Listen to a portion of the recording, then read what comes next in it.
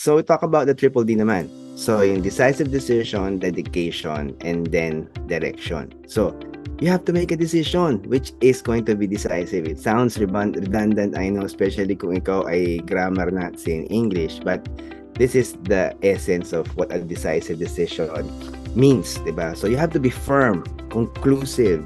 You leave no room for doubt or hesitation. A decisive decision is one that is made with confidence, resolve, and a commitment to a specific course of action. So, nag-decide ka.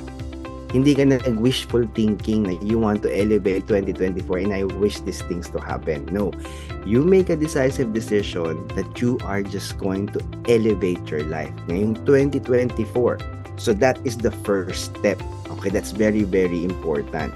So when you make that decision, it solidifies kasi yung focus mo. I remember this exercise coach na sinabi niya, the first thing that you can do when you make a decisive decision is you commit to that decision. So sinasabi niya kasi ito para doon sa mga taong who wants to get fit. Remember, sa mga taong who wants to get fit, it's not really a good indicator yung BMI mo or let's say yung timbang mo. If you want to be fit, it means yung overall well-being mo and how you actually become better physically, kung yun yung focus mo, no, to elevate your physical capability. So ibig sabihin, being healthy is not equivalent to a lower weight ng katawan, di ba? So, marami akong kilala, payat, magaang, pero unhealthy sila kasi hindi nag-exercise, di ba? But if you want to really become fit physically, then pwede mo kasing gawin yung mga bagay-bagay na magpapa-fit sa'yo. So, therefore, you have to exercise, you have to have the right nutrition, and also, you have to have the right support system. Yung mga taong pwede mag-encourage sa'yo na mag-exercise or to hold you into account, pwede mo kasabay mag-exercise. And of course, eventually, if you can gain the discipline and make exercise an automatic behavior, kung yung aim mo, you want to become physically healthy for 2024, physically better, and then that's something that you can actually do. So, make that decision. That's the most important thing. Kaya nga sabi ng sinabi ng isang great American author, si Ralph Waldo Emerson, once you make a decision, the universe conspires to make it happen.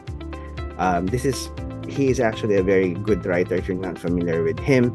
So he has a lot of experience, not only using the right words, but also experiencing chronicling life in general. So you make the decision and it seems like, everything will happen.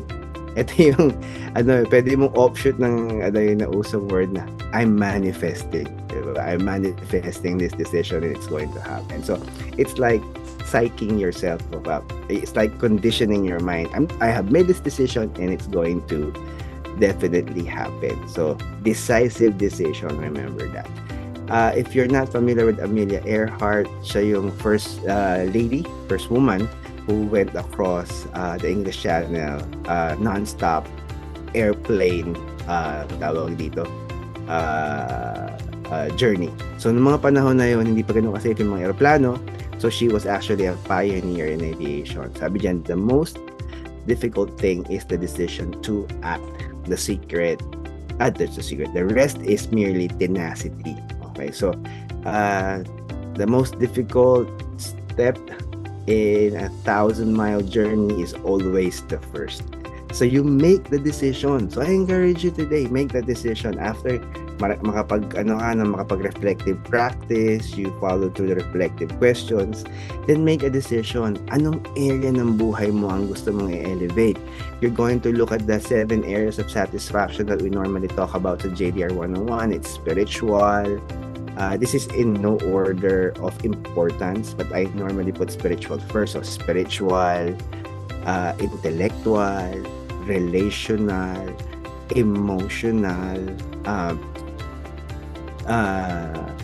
physical, material, financial. Tama ba? So I think that's all of it. So those are the areas that I can share with you para magkaroon ka ng life joy and satisfaction. So let's say, elevate your 2024. You want to be grateful.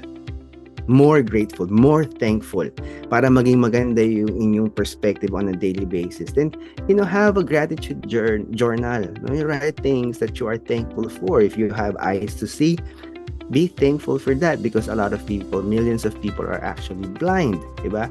If you have the capacity right now to eat more than 3 times a day, you write it down, so it elevates actually your tawag dito, yung emotional state mo, because a person who is filled with gratitude normally becomes happier. They are able to express contentment, kaya hindi sila naghahanap ng mga bagay-bagay to fill in a perceived gap. Kasi yung mga taong malulungkot, they see that there is a gap, a hole in their lives. At kadalasan, syempre, you want to fill that gap, fill that hole, normally by burning several hours of the day just to escape that gap. Now, I'm just going to encourage you, if you're a spiritual person, it's only God who can fill that gap. And if you are not a spiritual person, then identify things this 2024.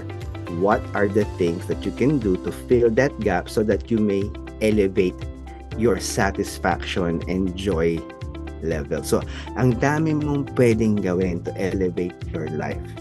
And it is going to be difficult when you continue on. Sabi nga ni Amelia Earhart, diba, tenacity. But when you make that decision and you take that step, the first step towards a 1,000-mile journey, then you have progressed. Diba? Kaya nga, it's always nice to have somebody who will help you be accountable. Kaya nga, when you are able to share your goals, how you will elevate your 2024, elevate your life in general, then it's always nice to have somebody, be there for you. It can be, again, a friend, someone whom you can trust, a friend, a family member, a relative, or let's say a professional coach for that